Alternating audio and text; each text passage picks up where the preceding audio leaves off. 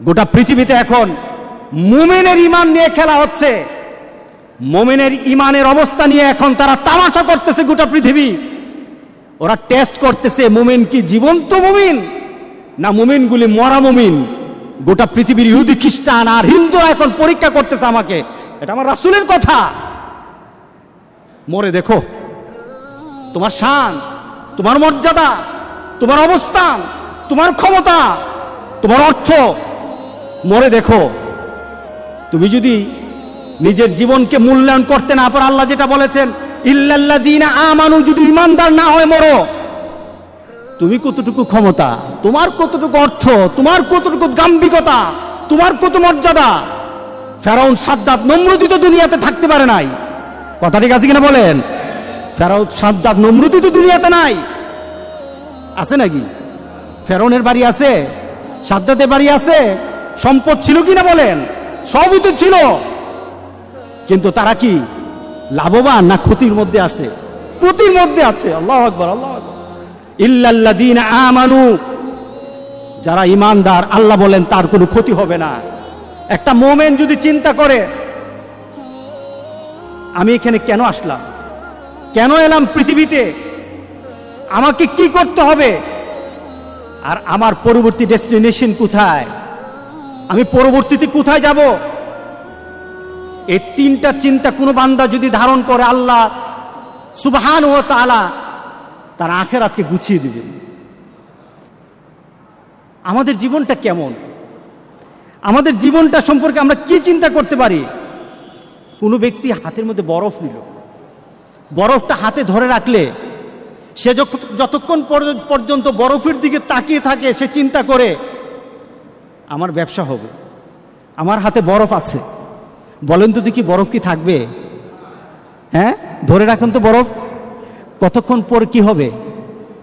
বরফ আর পাওয়া যাবে না, বরফ আর থাকবে না তার হাতে। মানুষের জীবনটা তেমন। আপনি বরফ হাতে নিয়ে রেখেছেন, আপনার জীবনটা একটা বরফের মতো, হাতে বরফ, আপনার বরফ কিন্তু গলে যাচ্ছে। কিভাবে যাচ্ছে? এক একটা মুহররম মাস চলে আসে, 1441 সাল ছিল, চলে গেছে, বরফ গলে গেছে। 1442 সাল এসেছে, আনন্দ হওয়ার কিছু নেই, বরফ কিন্তু গলে গেছে। সুবহানাল্লাহ, আপনার বরফ কিন্তু গলছে। একজনকে বলা হলো যে আমাকে নোটিশ করে দিও, আমাকে জানিয়ে দিন। আল্লাহর কাছে বলল দাউদ আলাইহিস সালাম, রব্বুল আলামিন আমার শেষ মুহূর্তটা আমাকে জানিয়ে দিও, শেষ মুহূর্তটা আমাকে জানিয়ে দিও, আমার জীবনের শেষ মুহূর্তটা আমাকে একটু নোটিশ করে দিও। আজরাইল আলাইহিস সালাম উপস্থিত। কি ব্যাপার? আমি না বলেছিলাম যে আমাকে একটু জানানোর জন্য, আপনি কখন আসবেন, আমার জীবনের শেষ মুহূর্তটা জানানোর জন্য বলেছিলাম। কোনো জানানো আগে থেকে রিমাইন্ডিং ব্যতীত আমার কাছে চলে আসলেন, ব্যাপারটা কি? আজরাইল আলাইহিস সালাম বললেন কথা আছে। আপনার দাঁতের অবস্থা কি? নাই, একটা রিমাইন্ডিং। চোখের অবস্থা কি? আগের মতো দেখি না, আরেকটা রিমাইন্ডিং। আপনার শরীরের শক্তি কোথায়? হারিয়ে গেছে, আরেকটা রিমাইন্ডিং। কে বলেন দাড়িগুলি পেকে গেছে, তার মানে এই নয় তুমি আরো চিন্তা করতেই থাকবে, চলতেই থাকবো।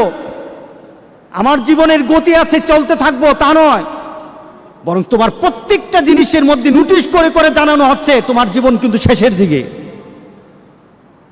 এটাই তো আমাদের বৎসর গণনা, এটাই তো আমাদের জীবনের গণনা, এটাই তো আমার নতুন বৎসর আমাকে এই সংবাদ দেয়।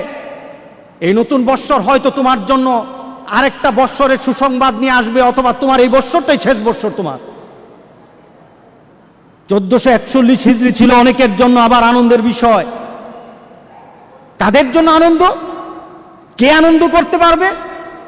1441 সালের মধ্যে যারা এসেছে, যারা ছিল, আজকে যারা নেই, তাদের মধ্যে কাদের আনন্দ?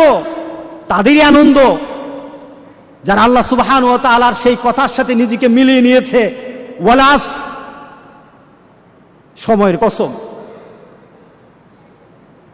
সময়ের কসম, দুনিয়ার পরিবর্তনের কসম, দুনিয়া যে পরিবর্তন হচ্ছে সময় দিয়ে, আল্লাহ সুবহানাহু ওয়া তাআলা ওই সময়